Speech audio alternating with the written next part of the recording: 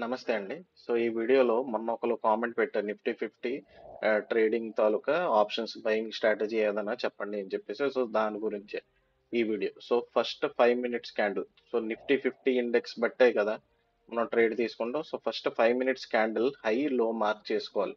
So, correct 9:20 అవగానే 5 minutes candle హైలో mark చేసుకొని హై వచ్చేసరికి మన ఏమంటారు దాన్ని మన రెసిస్టెన్స్. హై వచ్చేసరికి మన రెసిస్టెన్స్, కింద ఉన్న పాయింట్ సపోర్ట్, దాన్ని మార్క్ చేసుకుని ఉంచుకోవాలి. ఎప్పుడైతే సపోర్ట్ని బీట్ చేసిందో అప్పుడు మనం పుట్ తీసుకోవాలి. రెసిస్టెన్స్ని ఒకవేళ బీట్ చేస్తే అప్పుడు మనం బై తీసుకోవాలి.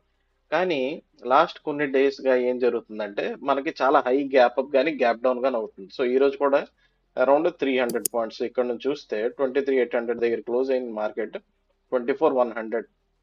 సో 300 పాయింట్స్ గ్యాప్ అప్ వచ్చింది. సో నాకేమనిపించింది, ఆల్రెడీ ఇంత గ్యాప్ అప్ వచ్చింది, మళ్ళీ ఇక్కడ నుంచి మళ్ళీ ఇంకెక్కడ 200 150 పాయింట్స్ ఎక్కడ పైకి వెళ్తుంది అని చెప్పేసి నేను ఇక్కడ చూస్తే సపోర్ట్ దగ్గర గ్రీన్ వచ్చింది.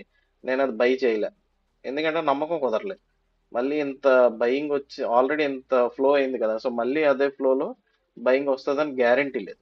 సో సేమ్ అప్పుడు ఏం చేయాలా, ఇదే హై తాలూకా నెక్స్ట్ ఎయిట్ మనకు ఆపర్చునిటీ. సపోర్ట్ లో బయింగ్ కొనలేదు, నెక్స్ట్ ఎయిట్ రెసిస్టెన్స్ దగ్గర పుట్టుకునే ఆప్షన్ ఉంది. సో 24,280 లెవెల్ దగ్గర 24,250 తాలూకా పుట్ ఆప్షన్ మనకి ఇక్కడ స్క్రీన్ లో తీసుకున్నాం.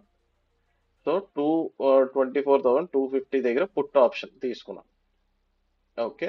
సో ఇక్కడైతే నేను ఈ పుట్ రెసిస్టెన్స్ దగ్గర ఇది వచ్చింది. సో ఇక్కడ మనకి ఎలాగైతే గ్రీన్ వచ్చిందో ఇక్కడ దానికి ఆపోజిట్ పుట్ కాబట్టి మనకి పుట్ ఇంత పెద్ద గ్రీన్ కదా ఆపోజిట్. సో ఇక్కడ నుంచి కిందకి వెళ్తుంది అని.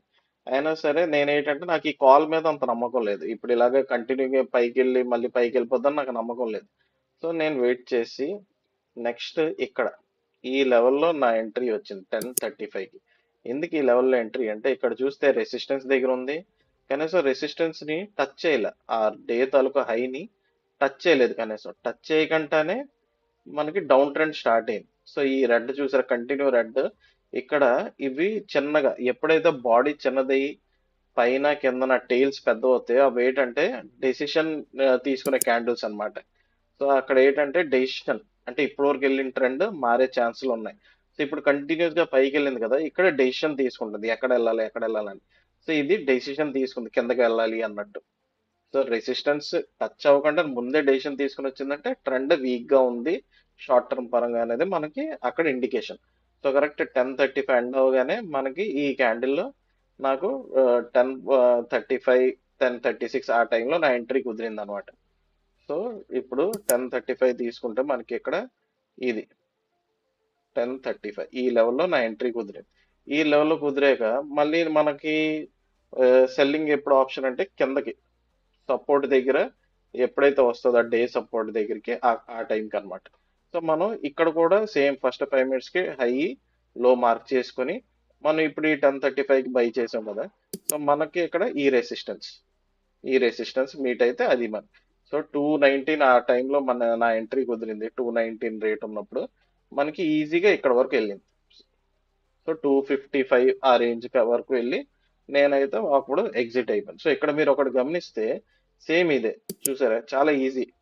ఫస్ట్ ఒక కంటిన్యూగా వచ్చింది, బాడీ చిన్నది, మనకి హెడ్ అండ్ టైల్ చాలా పెద్దగా వచ్చాయి. బాడీ చాలా చిన్నది అంటే డెసిషన్ తీసుకుంటుంది. సపోర్ట్ దగ్గర డెసిషన్ తీసుకుంటే దాని మీనింగ్ రెడీ అయిపోండి, మనీ మీరు ఎంటర్ అయితే మాత్రం మనీ వస్తుంది గ్యారంటీ. సపోర్ట్ దగ్గర బై. సో అలాగా బై వచ్చింది, మళ్ళీ ఇక్కడ డెసిషన్ తీసుకుంటుంది.